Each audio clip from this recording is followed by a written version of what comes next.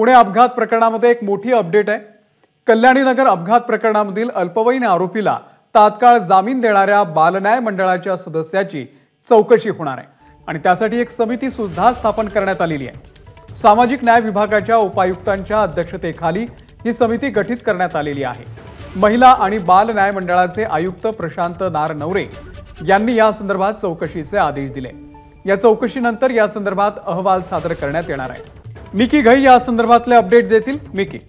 अमोल, जर आपण बघितलं तर या संपूर्ण घटनेतलं हे सगळ्यात मोठं अपडेट म्हणावं लागेल, कारण ज्या दिवशी हा अपघात त्या ठिकाणी घडला त्यानंतर त्या अल्पवयीन मुलाला जर आपण बघितलं तर ज्युव्हेनाइल जस्टिस बोर्डाच्या समोर हजर करण्यात आलं आणि अवघ्या 15 तासात त्याला जामीन देखील त्या ठिकाणी मंजूर झाला। एवढंच काय तर त्याला शिक्षा देखील जी देण्यात आलेली होती, अर्थातच आपल्याला माहिती आहे त्याच्यावरून खूप टीका देखील झाली।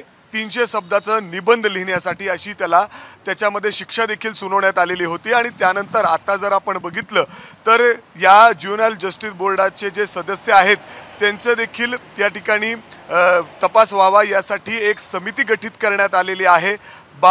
महिला व बाल कल्याणचे मंडळाचे जे आयुक्त आहेत त्यांच्याकडून ही समिती या ठिकाणी गठीत करण्यात आलेली आहे। यामध्ये जर आपण बघितलं तर उपायुक्त लेवलचे जे पदावर लोक असतात त्यांना या ठिकाणी नेमण्यात आलेलं आहे। ते या संपूर्ण घटनेची चौकशी करतील, तपास करतील। ज्या पद्धतीने ज्युव्हेनाइल जस्टिस बोर्डाकडून हा निर्णय त्यावेळी देण्यात आलेला होता, अवघ्या 15 तासात हा निर्णय देण्यात आलेला होता, तो निर्णय जो सरकारी नियम अटी आहेत त्याला सगळ्यांना धरून देण्यात आलेला आहे का, या सगळ्या निकषांचं पालन या ठिकाणी झाले आहे का, हे देखील त्यामध्ये पाहिलं जाणार आहे। आणि हा जो अहवाल, अर्थातच जो अहवाल त्याच्यामध्ये तयार होईल या कमिटीकडून, तो देखील या आयुक्तांना, महिला व बाल विकास जे आयुक्त आहेत, कल्याण आयुक्त आहेत त्यांच्याकडे नारनवरे त्यांना दिलं जाणार आहे।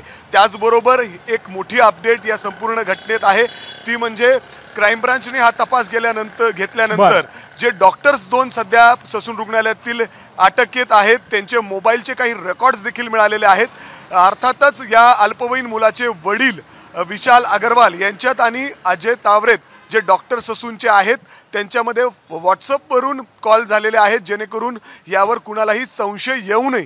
जवळपास 14 वेळा एकमेकांनी डॉक्टरनी आणि त्या अल्पवयीन मुलाच्या वडिलांनी एकमेकांना कॉल केलेले आहेत आणि या संदर्भात आता चौकशी होणार आहे आणि त्या संदर्भात पुढे नेमकं काय समोर येतं ते सुद्धा पाहणं महत्त्वाचं आहे। मिकी, धन्यवाद या संपूर्ण माहितीबद्दल। एबीपी माझा, उघडा डोळे बघा नीट।